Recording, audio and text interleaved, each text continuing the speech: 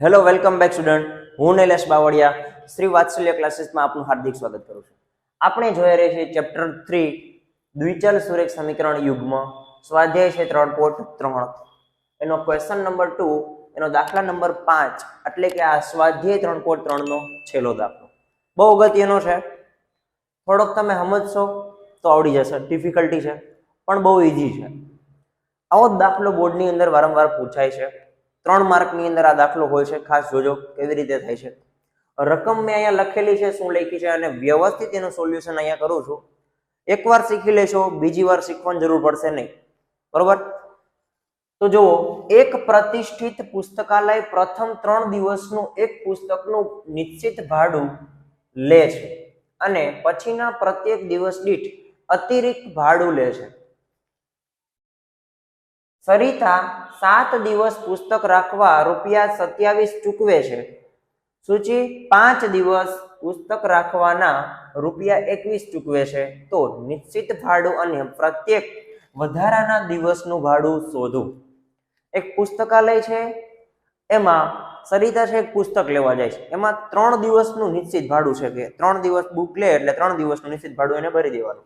અને પાછળ જો વધારે દિવસ એ પુસ્તક રાખે છે તો એને પ્રત્યેક દિવસના જે રૂપિયા થતા હોય એને ચૂકવવા પડે છે. તો સરિતા છે એ કેટલા દિવસ રાખે છે?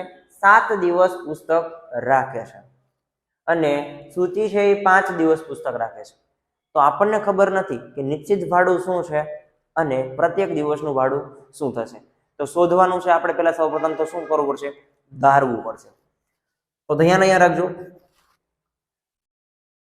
તો આપણે લખીએ કે પુસ્તકાલય પુસ્તકનું, ધારો કે પુસ્તકનું નિશ્ચિત ભાડું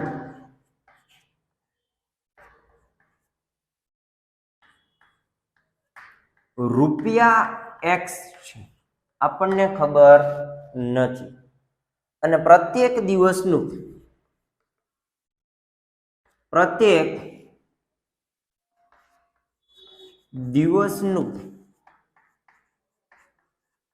ભાડું ₹Y છે.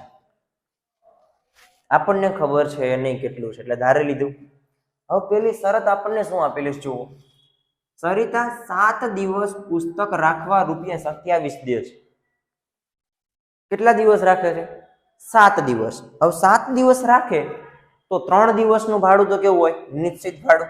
તો આપણે અહીં લખીએ પેલી શરત મુજબ કે X પ્લસ 7 દિવસ રાખે છે. કેટલા દિવસ? 7 દિવસ. એમાંથી 3 દિવસ બાદ કરી દેવાના. શું કરવાને? કારણ કે નિશ્ચિત ભાડું કેટલું લેશે? ચોક્કસ લેશે. એ આપણે બાદ કરી દીધું. અને Y જેટલું લે છે. પ્રત્યેક દિવસ માટે આટલું લે છે, આ નિશ્ચિત ભાડું. અને બરાબર કેટલા રૂપિયા ચૂકવે છે? ₹27 ચૂકવે છે. તો હવે સાદું રૂપ આપી દે ને એટલે એક સમીકરણ બની જશે. જોજો, X પ્લસ 7 માંથી 3 જાય. આ 3 શેના છે? નિશ્ચિત ભાડાના 7 દિવસ પુસ્તક રાખે છે એના માટે. અને પ્રત્યેક દિવસનું ભાડું એટલે Y. 7 માંથી 3 જાય એટલે 4Y બરાબર 27. આ એક સમીકરણ આપણું રેડી થઈ ગયું.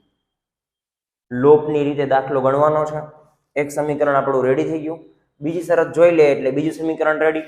દાખલો કમ્પ્લીટ. ચાલો, સૂચિ 5 દિવસ પુસ્તક રાખવાના ₹21 ચૂકવે છે. જુઓ, કેટલા દિવસ? 5 દિવસ. તો આ નિશ્ચિત ભાડું પ્લસ 5 દિવસ પુસ્તક રાખે છે, એમાંથી 3 દિવસ નિશ્ચિત ભાડું છે એ બાદ કરી દે. Y બરાબર કેટલા રૂપિયા ચૂકવે છે? તો ₹21 ચૂકવે છે. 21. બરોબર. હવે બીજું સમીકરણ રેડી થઈ ગયું. X પ્લસ 5 માંથી 3 જાય એટલે 2Y બરાબર 21. આ સમીકરણ 2 થઈ ગયું. સમીકરણ 1 અને 2 હોય એટલે આપણે થઈ ગયા રાજા. કારણ કે ગમે એવું 2 સમીકરણ આપેલા હોય, લોપની રીતથી દાખલો થઈ જાય ઈઝી. ચલો, X અને Y શોધી લે એટલે આપણને મળી જાય નિશ્ચિત ભાડું અને Y એટલે એક દિવસે કેટલું ભાડું લાગશે. તો સમીકરણ 1 અને 2 પરથી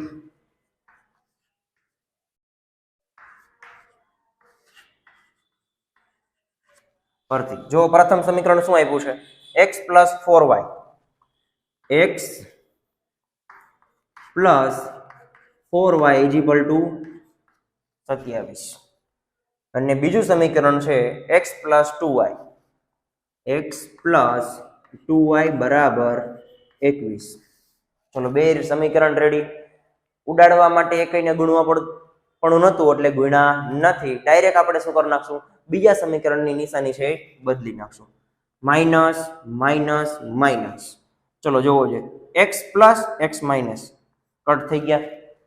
અહીંયા શું છે 4y અને 2y. 4y માંથી 2y જતા રહે તો 2y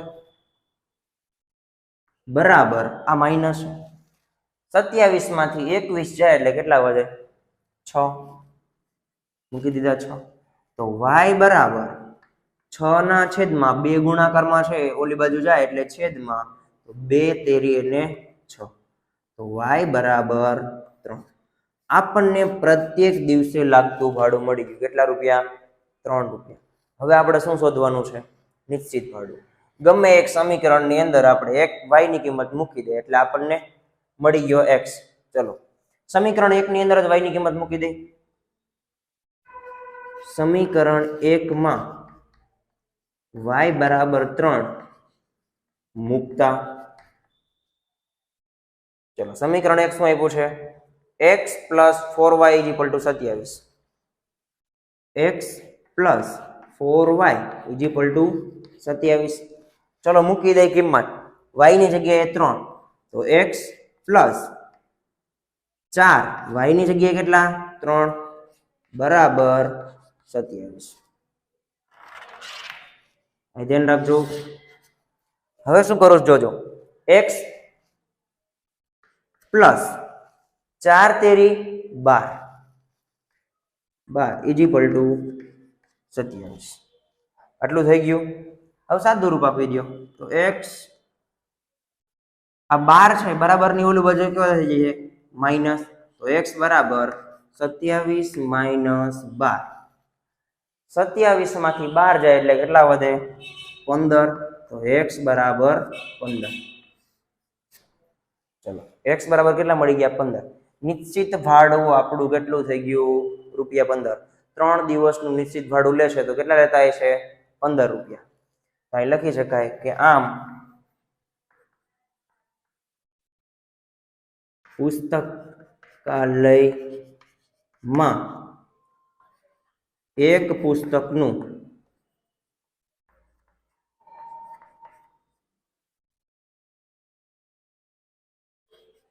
નિશ્ચિત ભાડું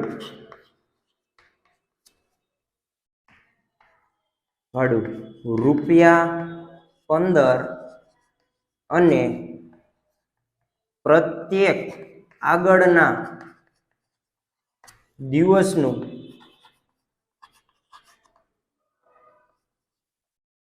ભાડું રૂપિયા કેટલા મળ્યા? 3 લે છે. તો પુસ્તકાલય છે ગમે એક પુસ્તક આપણે ઇસ્યુ કરાવીએ એટલે લે એટલે નિશ્ચિત ભાડું કેટલું લઈ લે? 3 દિવસનું 15 રૂપિયા. અને જો વધારે પુસ્તક આપણે રાખીએ 4, 5, 7, 8, 10 દિવસ તો દરેક દિવસે 3 રૂપિયા કેવા થતા છે? વધતા જશે. તો આવી રીતે દાખલો આપણે વ્યવસ્થિત ગણી શકીએ. સ્વાધ્યાય 3.3 છે બહુ જ અગત્યનું છે. આમાંથી જ 3 માર્કના દાખલા 2 પૂછાય છે. લોપની રીત અને આદેશની રીત આપણે જોઈ ગયા. લોપની રીતનો દાખલો એક હોય છે કોઈ પણ એક, આ તો સમીકરણ ડાયરેક્ટ આપેલું હોય અને લોપની રીતે કરવાનો હોય, અને કંઈક તો આવી રીતના આપણને શરત આપેલી હોય અને એના ઉપરથી દાખલો કરવાનો હોય. બહુ વ્યવસ્થિત રીતે તમને સમજાવ્યું છે. જો મારા વિડીયો તમને ક્યાંક ને ક્યાંક ઉપયોગ થતા હોય તો ચેનલને સબસ્ક્રાઇબ કરી દો હજી સુધી ન કરી હોય તો, અને વિડીયોને લાઈક કરી દો અને તમને તમારા મિત્રોને ફટાફટ શેર કરી દો, જેથી એ પણ આવા વ્યવસ્થિત રીતે સમજાઈ જાય એવા વિડીયો જોઈ શકે અને બોર્ડની પરીક્ષાની અંદર સારા માર્ક મેળવી શકે.